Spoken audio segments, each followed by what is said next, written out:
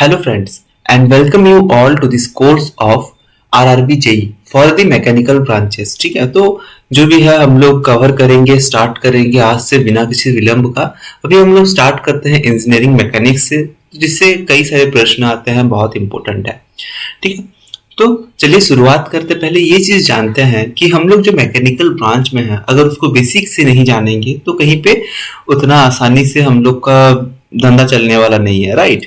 सो पहले हम लोग जानते हैं इंजीनियरिंग मैकेनिक्स। देखिए, अब वीडियो को पॉज करके आप इसको स्टडी कर सकते हैं, पढ़ सकते हैं, but I am not going to study here. इसको हम लोग थोड़ा सा धीरे धीरे हम लोग समझते हैं कि एक्चुअल में ये चीज क्या लिखा हुआ है। जस्ट अ मिनट फ्रेंड्स, थोड़ा सा कट गया स्क्रीन, राइट। ठीक है, अभी शायद आपको स्क्रीन ठीक ठाक दिख रहा होगा। 1 मिनट, ओके, ठीक है। तो इंजीनियरिंग मैकेनिक्स क्या है, हम लोग इस चीज को जो हम लोग सुनते हैं मैकेनिक्स मैकेनिक्स क्या चीज है। देखिए, कहीं पे भी किसी भी चीज को अगर हम लोग कोई भी ऐसा जगह पे पढ़े जहां पे कि मान लीजिए ये एक बॉडी है, दिस इज अ फुटबॉल, ठीक है, अगर ये गति में है that is it is in motion, ठीक है। और क्या हो सकता है इसका और एक स्टेटस, ये हो सकता है कि ये रेस्ट में है। दो हम लोग का स्टेटस हो सकता है, या तो वो रेस्ट में है या फिर मोशन में है। आप या तो यहाँ पे बैठ रहे हैं या फिर चलते चलते आप मोबाइल पकड़ के घूम रहे हैं। आपका पढ़ाई करने का तरीका आपके ऊपर डिपेंड करता है।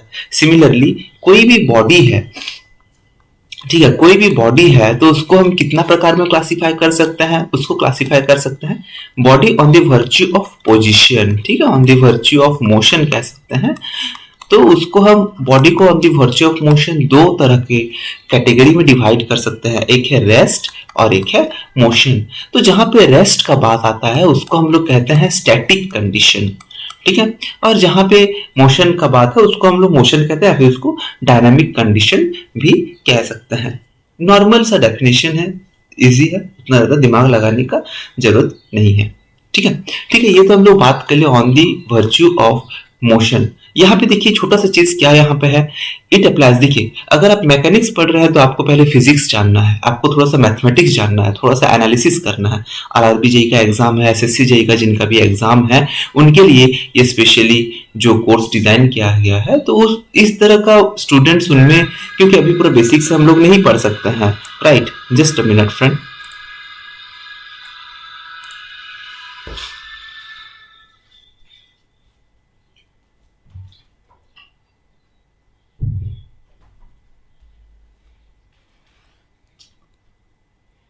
हाँ, तो इसमें क्या है कि अभी हम लोग उसको इतना बेसिक से नहीं पढ़ पाएंगे।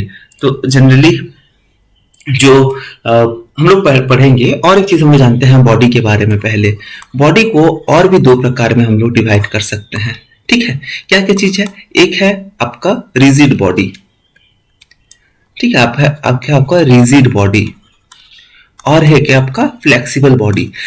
If you compare it with normal life, normal life से अगर आप कंपेयर करें तो रिजिड बहुत जिद्दी है, वो अपना बोल दिया है कि मुझे चिकन खाना है तो आज मैं दबा के खाऊंगा चिकन, ठीक है। फ्लेक्सिबल, आज चिकन खाना है, ठीक है, चिकन नहीं मिल पाया बच्चा, मछली से ही काम चला लो या फिर अंडा से काम चला लो, ठीक है, चिकन नहीं सही मगर उसका अंडा सही, ठीक है। तो इस टाइप का रिजिड और फ्लेक्सिबल हो सकते हैं। तो रिजिड बॉडी वो है जिनका डायमेंशन क्या है, उनका डायमेंशन सेम रहता है हमेशा। ये चीज ध्यान में रखिए, वो डायमेंशन उसका सेम रहेगा। फॉर एग्जाम्पल, आप जो किताब पढ़ रहे हो, क्या उसका डायमेंशन कभी चेंज होने वाला है, ठीक है। उसको आप मोड़ देंगे, ये करते हैं, लास्ट में आप सीधा कर लेंगे तो वो सीधा हो जाएगा, ठीक है। तो किताब जनरली अगर आप टेबल पे रखे हुए हैं, उसको आप मोड़ेंगे तो वो एक फ्लेक्सिबल टाइप का बॉडी करेगा। अगर आप किताब को ऐसे रखे हैं, आप फोर्स ऊपर से दे रहे हैं, तो क्या उसका डायमेंशन है क्या और ज्यादा पतला हो जाएगा, नहीं होगा, ऑलरेडी वो कंप्रेस्ड है, ठीक है। तो इसका डायमेंशन सेम है। फ्लेक्सिबल बॉडी जब हम लोग पढ़ते हैं, फ्लेक्सिबल बॉडी जैसे हम लोग को हो गया रबर, ठीक है, रबर, इलास्टिक मटेरियल, कोई भी चीज हो, ठीक है, तो वो फ्लेक्सिबल बॉडी होता है। हम लोग जनरली जब मैकेनिक्स पढ़ते हैं तो मैकेनिक्स में हम लोग रिजिड बॉडी के बारे में पढ़ते हैं। फ्लेक्सिबल बॉडी के बारे में हम लोग कब पढ़ते हैं, फ्लेक्सिबल बॉडी के बारे में हम लोग पढ़ते हैं स्ट्रेंथ ऑफ मटेरियल में। जैसे इलास्टिक बॉडीज हो जाएगा तब हम लोग पढ़ेंगे प्रोडक्शन में, ठीक है।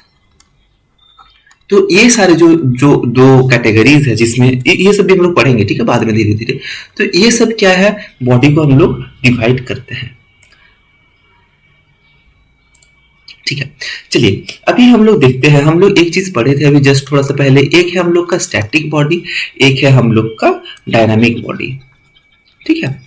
अगर हम एक बॉडी को क्लासिफाई या फिर इंजीनियरिंग मैकेनिक्स को बेसिकली हम क्लासिफाई करेंगे, मैकेनिक्स को हम लोग दो तरह में डिवाइड कर सकते हैं। तो मैकेनिक्स में हम किसके बारे में पढ़ रहे हैं? पहला चीज तो है कि रिजिड बॉडी के बारे में ही पढ़ रहे हैं। तो ये मत बोलिए कि एक रबर से मैं एक आदमी को पेपर लगा के मार दिया तो वो रिजिड बॉडी, वो भी इसमें भी आप इंजीनियरिंग मैकेनिक्स लगाएंगे, लगा सकते हैं बट एक पॉइंट में, वो धीरे धीरे हम लोग समझेंगे, ठीक है। बट वो डायनामिक बॉडी नहीं है, इसमें हम लोग स्टैटिक बॉडी के बारे में पढ़ रहे हैं, ठीक है। स्टैटिक बॉडी तो हो सकता है कि वो बॉडी रेस्ट में है, बट डायनामिक को भी हम लोग दो तरह से डिवाइड करते हैं। आशा है कि आप लोग यहाँ पे नोट्स बना रहे हैं, क्योंकि नोट्स के लिए हम लोग अलग यहाँ पे मॉड्यूल नहीं सेव करने वाले हैं। ओके, तो नोट्स आप बनाते रहिए, पढ़ते रहिए। वीडियो ज़्यादा स्पीड हो रहा है तो उसको आप पॉज करके भी देख सकते हैं, ठीक है, मगर नोट्स जरूर बनाइए, जो आप समझ रहे हैं उसको लिखिए। देन डायनामिक बॉडी को हम लोग दो तरह से डिवाइड कर सकते हैं, एक है काइनेमेटिक्स, ठीक है, दूसरा है काइनेटिक्स। तो देखिए चीजों को कैसे याद रखना है। काइनेमेटिक्स क्या है? काइनेमेटिक्स हम लोग जब पढ़ेंगे जब हम लोग पढ़ेंगे स्टडी ऑफ द स्टडी, ठीक है, स्टडी ऑफ मोशन पढ़ेंगे without considering its cause. Means motion क्यों हुआ, कितना हुआ, मोशन में बस हिल रहा है, गाड़ी मेरा चल रहा है, बस उतना है। अब उसमें मैंने ब्रेक लगाया कि वो गाड़ी ढलान में ढल रहा है, वो अलग चीज है, ठीक है। वो आ जाएगा काइनेमेटिक्स में, जहां पे हम लोग पढ़ेंगे मोशन के बारे में भी, प्लस हम लोग पढ़ेंगे उसका कॉज के बारे में भी, ठीक है। तो मोशन और कॉज जहां पे हम लोग एक साथ पढ़ेंगे, उसको हम लोग काइनेटिक्स में डिवाइड करते हैं। याद कैसे रखना है?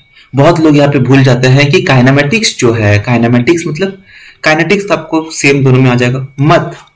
मत पढ़ो भाई तुम लोग फोर्स के बारे में, बस मोशन में चल रहे बस काफी है, ठीक है। काइनेमेटिक्स इसमें से एक शॉर्टकट सजेस्ट बेसिक ट्रिक है, आप याद रख सकते हैं, ठीक है।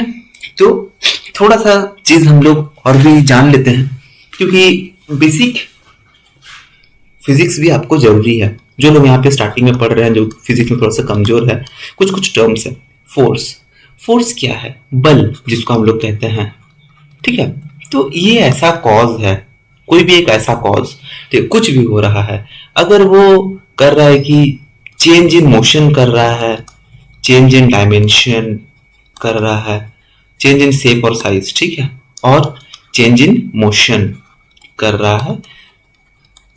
जनरली डायमेंशन तो नहीं कहते इसको हम लोग, क्योंकि डायमेंशन चेंज हो गया तो ये हम लोग का इसमें नहीं आएगा, वो अपनों का स्टैटिक में नहीं आएगा, ठीक है ना। तो इसको हम लोग कह सकते हैं चेंज इन डायरेक्शन। क्या चीज है? अच्छा से समझिए दोस्तों, हमने यहाँ पे गया है फुटबॉल खेलने के लिए, ठीक है, हाफ पैंट पहन के, यहाँ पे जूता पहन के हमने गया फुटबॉल खेलने के लिए। फुटबॉल को मैंने मारा, फुटबॉल रुका हुआ था, मैंने उसको मारा, तो इसको क्या किया? आई चेंज इट्स मोशन, राइट, इसका मोशन को मैंने चेंज किया। अब क्या है, ये फुटबॉल कोई इधर से मार रहा था, मैंने उधर से बॉल आया, मैंने इसका दिशा को चेंज कर दिया, आई चेंज इट्स डायरेक्शन। तो फोर्स कोई भी ऐसा कॉज है जिसकी वजह से which tends to change the motion of a body और the direction of a body. Means या तो वो रेस्ट में है, रेस्ट से अगर वो मोशन में ला रहा है, या फिर वो मोशन से किसी बॉडी को रेस्ट में ले रहा है, तो ये हम लोग का फोर्स कहलाएगा, ठीक है।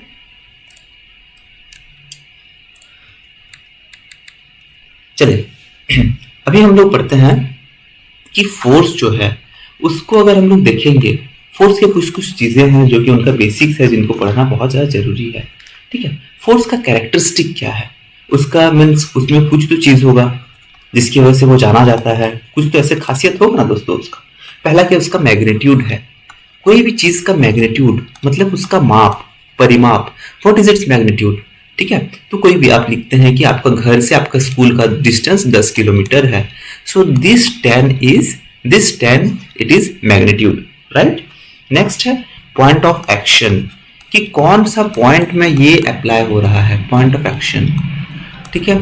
फोर्स अगर देखिए, अगर आप एक ऑब्जेक्ट को, वही किताब को पकड़ते हैं या फिर एक टेबल पकड़ते हैं, ठीक है, ये मेरा क्या है? स्टडी टेबल है, ठीक है, इस टाइप का, इसमें कपबोर्ड है, बहुत सारी किताब है। तो फोर्स अगर मैं यहां से अप्लाई करूंगा ऊपर से, ठीक है, अगर हम यहाँ से अप्लाई करेंगे तो हो सकता है टेबल यहाँ पे घिसड़े थोड़ा सा, मगर अगर हम यहाँ से अप्लाई करेंगे फोर्स, तो ये जो पॉइंट पे हम अप्लाई कर रहे हैं वो कि टेबल थोड़ा सा उठने का चांस है कि थोड़ा सा उठ जाए, एक पैर उसका उठ जाए, ये टेबल थोड़ा सा आपका टेढ़ा हो जाए इस तरह का।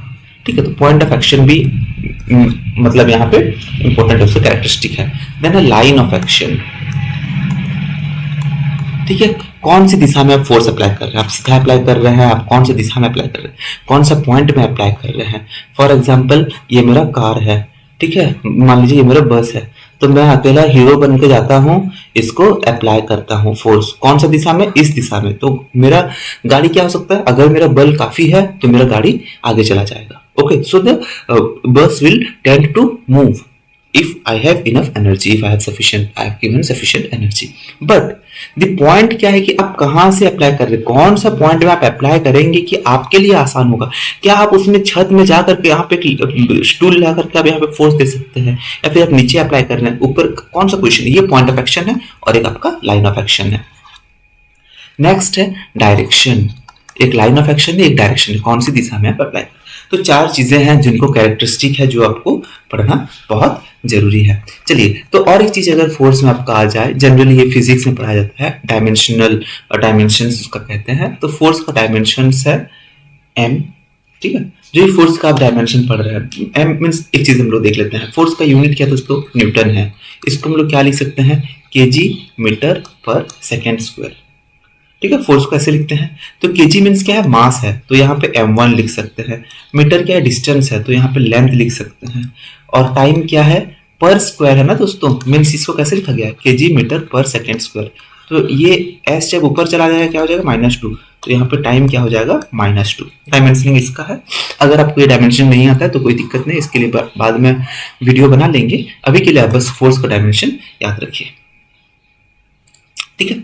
चलिए, नेक्स्ट आते हैं हम लोग और एक चीज में जिसको हम लोग कहते हैं कॉम्पोजिशन, कॉम्पोजिशन ऑफ फोर्सेस।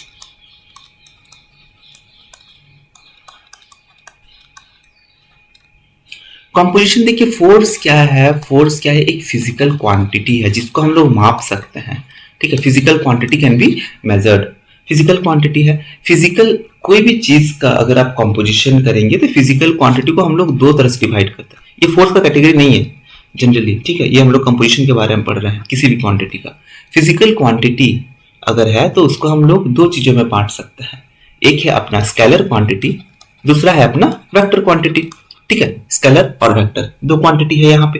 तो स्केलर क्वांटिटी क्या क्वांटिटी है, स्केलर क्वांटिटी वो क्वांटिटी है दोस्तों जिसमें डायरेक्शन का कोई मतलब ही नहीं है, नो डायरेक्शन, बस मैग्नीट्यूड, ओनली क्या है, मैग्नीट्यूड है। ठीक है, एग्जांपल ले लेंगे थोड़ा देर में। वेक्टर क्वांटिटी क्या है, इसमें डायरेक्शन भी है, इसमें मैग्नीट्यूड भी है। ठीक है, तो मान लीजिए मेरा घर है ये, मेरा कॉलेज है ये, ठीक है, बड़ा 3 ताला वाला कॉलेज है। तो मैं घर से इस तरह करके जा रहा हूं और किसी ने पूछा कि व्हाट इज द डिस्टेंस, तो डिस्टेंस में बोल दिया कि 10 मीटर है, कोई बोलेगा 12 मीटर है, कोई बोलेगा 13 मीटर है। तो ये जो चीज है वो डिपेंड करता है डिस्टेंस किसके ऊपर, कि आप कैसा रूट में जा रहे हैं। आप सीधा जाएंगे तो हो सकता है कम पड़े, यहाँ पे बीच में एक तालाब आ गया या फिर बीच में कुत्ता आ गया, आप कुत्ता से डरते हैं तो वो साइड से क्रॉस करके आए तो थोड़ा सा 1-2 मीटर इधर उधर हो जाएगा। बट वेक्टर जो कि हम लोग का डिस्प्लेसमेंट, फॉर एग्जांपल, आप कोई भी दिशा में जाइए, शॉर्टेस्ट डिस्टेंस जो रहता है, अगर ये आपका घर है, ये आपका डिस्टेंस है। डिस्प्लेसमेंट क्या चीज होता है दोस्तों, उसके लिए शॉर्टेस्ट डिस्टेंस जो आप जाते हैं, मीन्स डायरेक्ट सीधा, भले ही यहाँ पे बांध हो, तालाब हो, जंगल हो, शेर हो, कुत्ता हो, शॉर्टेस्ट डिस्टेंस को ही डिस्प्लेसमेंट कहते हैं। तो इसमें क्या आ गया, आपका डायरेक्शन आ गया, यहां से यहां तक का मेरा शॉर्टेस्ट डिस्टेंस P से Q तक का। तो इसको हम लोग रिप्रेजेंट कैसे करते हैं वेक्टर क्वांटिटी को, P Q और डायरेक्शन देते हैं, P से Q तक का दिशा में सीधा जा रहा है। ये ठीक है, इतना समझ में आ गया। तो स्केलर क्वांटिटी में क्या क्या है, देखिए स्केलर क्वांटिटी में डिस्टेंस है, ठीक है, नेक्स्ट आपका टाइम है, नेक्स्ट आपका बोल सकते हैं मास है। और वेक्टर क्वांटिटी में क्या है, वेक्टर क्वांटिटी में आपका आ जाएगा डिस्प्लेसमेंट है, ठीक है, इसमें आपका स्पीड है, तो अगर इसमें स्पीड आ गया इसमें इसका वेलोसिटी आ जाएगा। ठीक है, डायरेक्शन, क्योंकि speed is equal to distance by time and velocity is equal to displacement by time, तो ठीक है, आ गया। डिस्प्लेसमेंट लग गया तो वो वेक्टर हो गया। नेक्स्ट क्या है इसमें, और एक्सेलरेशन है, ठीक है, देन मोमेंटम है। अरे तो जो चैप्टर हम लोग पढ़ रहे हैं वो फोर्स, फोर्स भी हम लोग का वेक्टर क्वांटिटी है। समझ में आ गया होगा आप सभी को, नॉर्मल सा चीज है, उतना ज्यादा टेंशन का बात नहीं, ठीक है। चलिए अभी नेक्स्ट चलते हैं। कोई भी अगर हम लोग फोर्स के बारे में पढ़ते हैं, ठीक है, तो फोर्स को हम लोग रिजोल्यूट कैसे करते हैं, मीन्स पता कैसे करते हैं कि मेरा दो फोर्स है, एक P है एक Q है, दो फोर्सेस है मेरा, ठीक है। तो दो फोर्स को हमको पता कैसे चलेगा कि इसका रिजल्टेंट फोर्स क्या है, इसको कहते हैं हम लोग रिजोल्यूशन ऑफ फोर्सेस,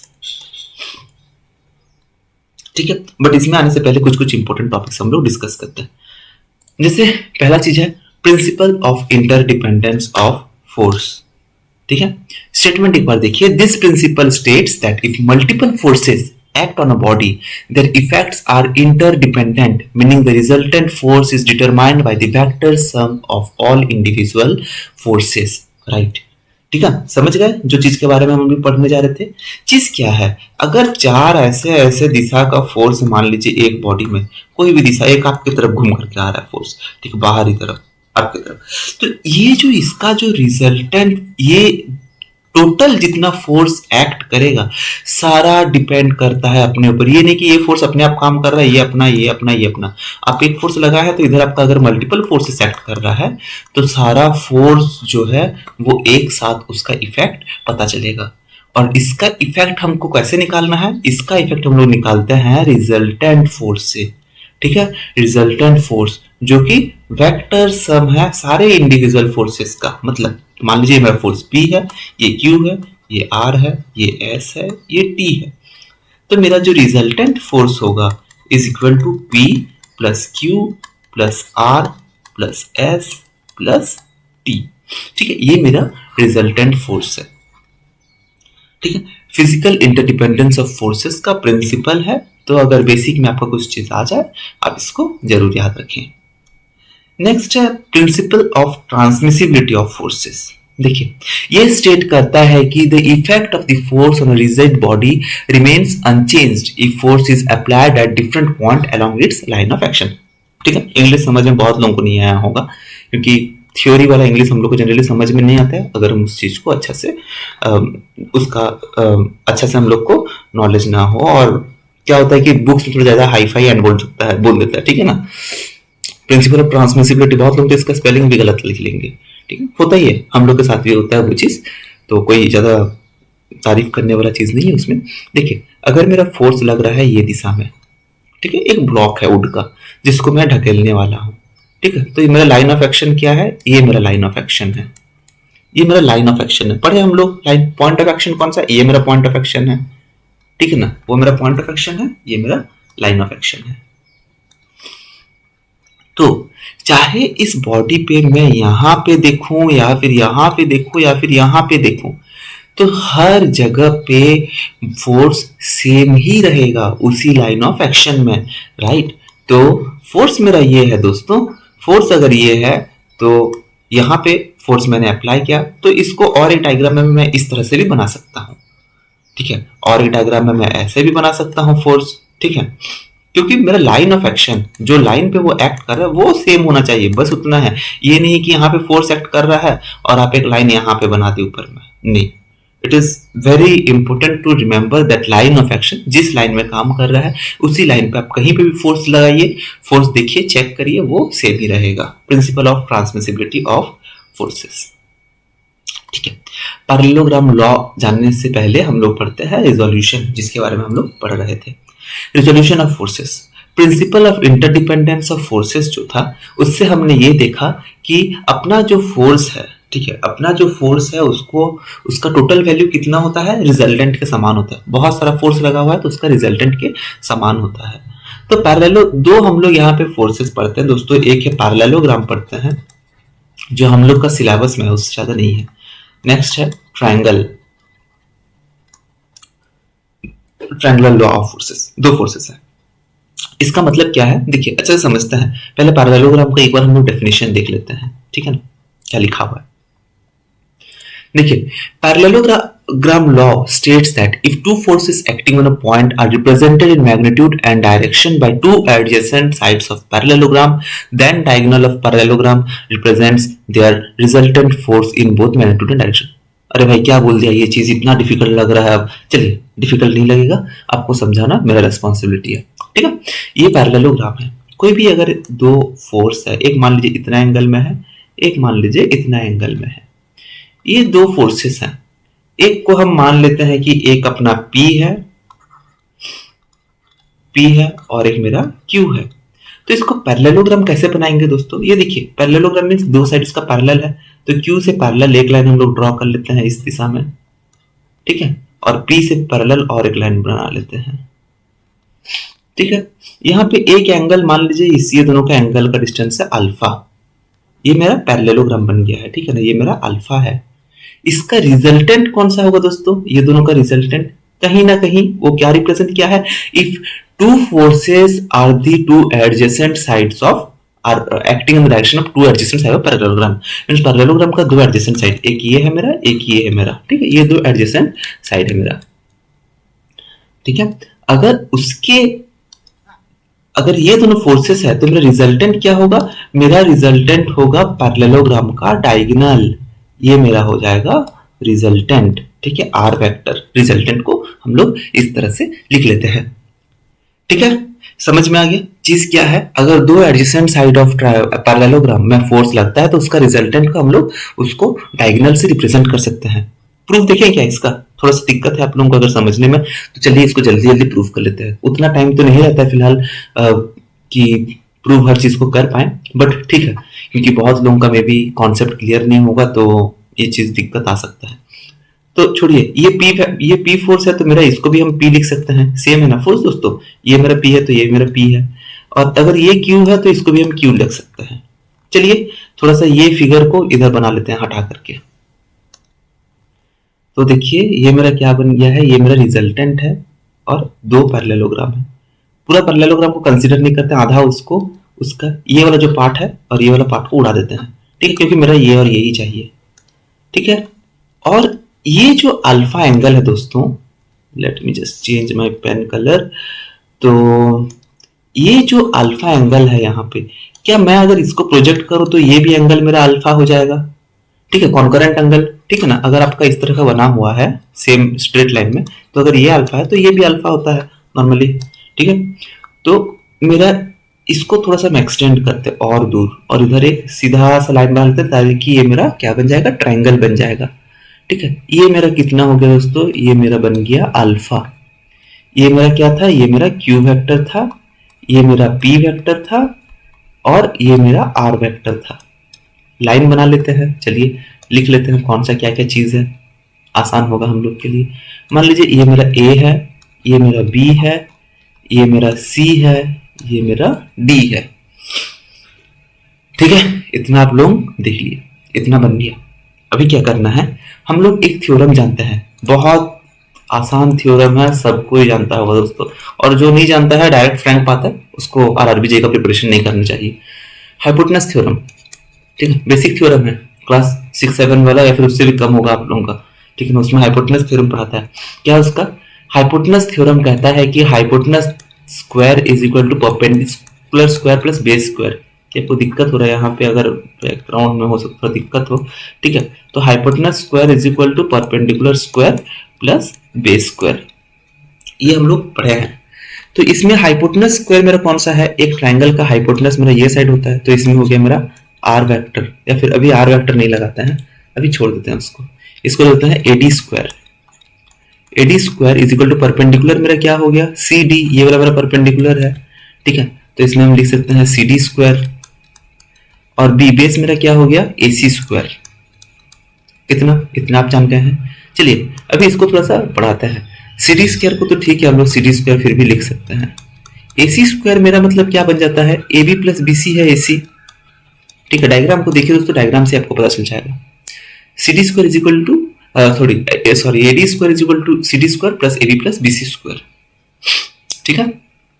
चलिए, और अगर इसको और थोड़ा सिंप्लीफाई करें तो इसमें हम लोग लिख सकते हैं C D square plus A B square, A plus B का होल स्क्वायर क्या होता है, A square plus B square plus 2ab, तो ए स्क्वायर, ठीक है, A B square plus B square, B क्या है, बी सी है, तो B C square plus 2ab into B C. इतना तक आपको क्लियर रहेगा। चलिए एडी स्क्वायर को नीचे लिख लेते हैं। एडी का मतलब हम लोग का क्या है, रिजल्टेंट है, तो इसको आर स्क्वायर कर देते हैं। सी डी मेरा कौन सा है, सी डी मेरा ये लाइन है। अब सी डी को हम लोग क्या लिखेंगे, कौन बता सकता है यहाँ पे, सी डी को हम लोग क्या लिखेंगे। देखिए कभी भी हम लोग डिवाइड करते हैं एक फोर्स को, फिजिक्स है, थोड़ा ध्यान से इसको समझिए वरना बहुत दिक्कत होगा, ठीक है ना। मान लीजिए मेरा ये आर है, मान लीजिए ये मेरा एस है और मेरा टी है।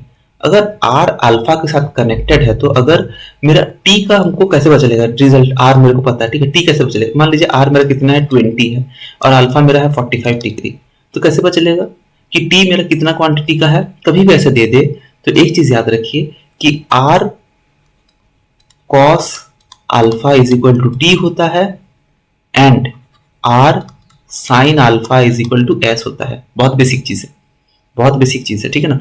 Are cos alpha is equal to T होता है, तो जिसके साथ अल्फा लगा हुआ है, कनेक्टेड है, जिसका बीच का एंगल है वो कॉस अल्फा बन जाएगा, ठीक है। और जिसके साथ कनेक्टेड नहीं है उसका अगर, तो आर को हम क्या कर सकते हैं, प्रोजेक्ट कर सकते हैं, एस दिशा में भी आर को प्रोजेक्ट कर सकते हैं, टी दिशा में भी, ठीक है। चीज समझ गए होंगे, और अगर नहीं समझ पाए होंगे तो उसको और एक बार आप देखिए। ये नॉर्मल सा कॉन्सेप्ट है, अगर नहीं याद समझ पा रहे तो बस कॉन्सेप्ट को रट्टा मान लीजिए। फिजिक्स में भी इंडल्ज होने का हम लोग को उतना टाइम नहीं है, ठीक है ना। तो AD square is equal to R square. C D square कितना बन जाता है, सी डी स्क्वायर मेरा कितना बनता है दोस्तों, सी डी स्क्वायर यहाँ पे देखिए पी है, ये मेरा पी है ना दोस्तों ट्राइंगल में, तो पी को अगर हमको इसको सीधा में लाना है तो ये मेरा क्या बन जाएगा, सीधा मान लीजिए इस तरह का, तो ये मेरा क्या बन जाएगा, साइन अल्फा। तो इसको हम लोग लिख सकते हैं पी स्क्वायर, सी डी है तो P square sine square alpha. या फिर एक स्टेप अगर हम लोग, बहुत लोग यहाँ पे नए होंगे, ठीक है, तो पी साइन अल्फा का whole square plus A B मेरा क्या है, क्यू का स्क्वायर है, ठीक है। बी सी मेरा क्या है, यहाँ पे पी को अगर इधर ये बेस में प्रोजेक्ट करें तो ये हो जाएगा पी कॉस अल्फा का होल स्क्वायर प्लस 2ab मतलब 2q, टोक्यो नहीं दोस्तों 2q है, ठीक है ना। और बीसी का मतलब है p cos अल्फा, ठीक है। तो अभी मेरा इतना निकल गया। अभी इसको थोड़ा सा करते हैं, R square is equal to P square sine square alpha plus Q square plus P square cos square alpha plus 2pq लिख सकते हैं, क्यू पी को कॉस अल्फा। इतना आपको याद रह गया होगा, ठीक है। चलिए ऊपर वाला हम लोग अभी हटा देते हैं। अच्छा बहुत लोग लिख रहे हैं क्या, ठीक है, इसको हटा देते हैं, साइड वाला, ये साइड वाला उड़ जाए थोड़ा, ठीक है। स्क्रीन ठीक दिख रहा है, ठीक है, स्क्रीन ठीक है। चलिए तो इधर से हम लोग अभी आते हैं इस दिशा में, इसके बाद हम लोग इधर इसको लिखते हैं, ठीक है, एक्स स्क्वायर बना। चलिए तो R square equal to P square alpha, तो क्या लिख सकते हैं, R square is equal to P square, यहाँ पे भी है पी स्क्वायर, यहाँ पे भी है, कॉमन ले लेते हैं, पी स्क्वायर कॉमन है, sign square alpha plus cos square alpha लिख सकते हैं, ठीक है। इसको और कितना लिख सकते हैं, plus Q square plus 2pq cos alpha. हम लोग को पता है कि sine square alpha plus cos square alpha is equal to 1 होता है, तो resultant is equal to P square plus Q square plus 2pq cos alpha. Pen change कर लेते हैं दोस्तों, ब्लैक के ऊपर ब्लैक थोड़ा सा अजीब लग रहा है, ठीक है। चलिए अभी आर, अगर हमको रिजल्टेंट निकालना है ना दोस्तों, तो रिजल्टेंट के लिए क्या हो जाएगा, R is equal to root over of P square plus Q square plus 2pq cos alpha.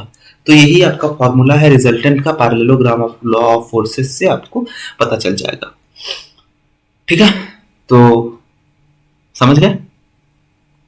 चलिए देखिए अभी तक तो बस कॉन्सेप्ट ही चल रहा है, ठीक है ना। अभी हम लोग उतना इसमें नहीं घुस रहे हैं, जस्ट बिकॉज कॉन्सेप्ट अभी है। तो थ्योरी के बाद जब आप लोग मैकेनिक्स में आप अप्लाई करेंगे मैकेनिक्स को, तभी जाके आपका मीन्स न्यूमेरिकल सॉल्व करेंगे, तभी जाके आपका कॉन्सेप्ट होगा, ठीक है ना। तो न्यूमेरिकल के लिए हम लोग अभी, हमारा एक वेबसाइट है न्यूमेरिकल, उसमें हम लोग पोस्ट कर देंगे esparx.in, ठीक है ना। आप जब भी उस वेबसाइट पे जाएंगे वहां पे एक्सप्लोर ऑल कैटेगरीज करके है, क्विज कैटेगरीज, तो क्विज कैटेगरीज में, ठीक है। तो ये फ्री नहीं है, पहले से बता दे रहा है, इसका रुपीज ओनली 30 रुपीज है ओनली, ठीक है ना। तो इसमें ये जो आरआरबी जेई का सेशन है उसका सारा आपको क्विज मिल जाएगा कैटेगरी से, ठीक है। तो एक्सप्लोर क्विज कैटेगरी जाइए, वहां पे मैकेनिकल सॉल्व हम लोग यहाँ पे भी, जो ये नहीं है कि आपको जाना ही है सॉल्व करना है, यहाँ पे भी हम लोग सॉल्व करेंगे, टेंशन मत लीजिए उसका। कुछ कुछ बट एडिशनल क्वेश्चंस आपको उसमें हम लोग अपलोड कर देंगे 1-2 दिन में, पर क्लास के हिसाब से नेक्स्ट डे उसका क्विज अपलोड हो जाएगा, ठीक है। तो उसको आप सॉल्व कर सकते हैं। दूसरा चीज है, आप एक टेक्स्ट बुक का सब्सक्रिप्शन ले सकते हैं, ठीक है। तो उसमें टेक्स्ट बुक का आप सब्सक्रिप्शन यूज कर सकते हैं, जिसमें आपको बहुत सारा चीज मिल जाएगा। जैसे आपको टेक्स्ट बुक का सब्सक्रिप्शन में अगर आप उसका प्राइम या क्या बोलते हैं उसको, प्रो टेक्स्ट बुक प्रो या टेक्स्ट बुक पास कुछ है, उसका अगर आप सब्सक्रिप्शन ले लेते हैं तो उसमें आपको बहुत सारा बेनिफिट मिल जाएगा, ठीक है। चलिए अब थोड़ा सा पढ़ते हैं। हाँ, ये क्विज कैटेगरीज है, इसको याद रखिए, esparx.in, ठीक है ना। तो और 1 मिनट, अगर आप टेक्स्ट बुक का सब्सक्रिप्शन ले रहे हैं तो एक कोड है PRCT12, ठीक है, PRCT12, ये कोड को जरूर अप्लाई करिए। इसमें कुछ नहीं, इसमें बस मेरा थोड़ा सा उतना ज्यादा खास अर्निंग नहीं होता कि मैं आपको बता पाऊं, बट ठीक है, थोड़ा सा मेरा रेफरल कोड है, चाहे तो आप उसको यूज कर सकते हैं, नहीं चाहे तो आप नॉर्मल भी ले सकते हैं, कोई दिक्कत नहीं है। चलिए आज के दोस्तों सेशन इतना तक ही रखते हैं, बिकॉज क्योंकि अभी थोड़ा सा ट्रायंगुलर फोर्सेस है, थोड़ा सा हम लोग फिर अंदर अंदर जाएंगे, लैमीज थ्योरम है, कपल ऑफ फोर्सेस है, बहुत सी चीजें हैं, धीरे धीरे पढ़ेंगे। अब जो नोट्स आप बनाए हैं उसको जरूर आज अगर आप उसको जरूर एक बार रात को सोने से पहले आप रिवाइज करें। नेक्स्ट एक बार आप अगर इसका सब्सक्रिप्शन ले लेते हैं तो आप उसमें क्विज अप्लाई कर सकते हैं, दे सकते हैं, आज का जो जनरल क्विज रहेगा, ठीक है। तो देखिए इसमें आपको डिफरेंट टाइप्स ऑफ मैकेनिकल के लिए आपको मिल जाएगा, एक फोल्डर रहेगा mechanical RRB and SSC quiz रहेगा, ठीक है। तो उसके अंदर आपको इंजीनियरिंग मैकेनिक्स का भी फोल्डर एक्टिवेट हुआ रहेगा, और सारा में शायद अभी क्विज नहीं डाला हुआ है, I will look into it, ठीक है। तो जो चाहे यूज कर सकते हैं, उतना ज्यादा भी कॉस्ट नहीं डाला है ताकि, क्योंकि सब स्टूडेंट्स हैं यहाँ पे, राइट। चलिए मिलते हैं हम लोग नेक्स्ट सेशन में, तब तक thank you, tata bye bye and study. पढ़ाई बहुत जरूरी है।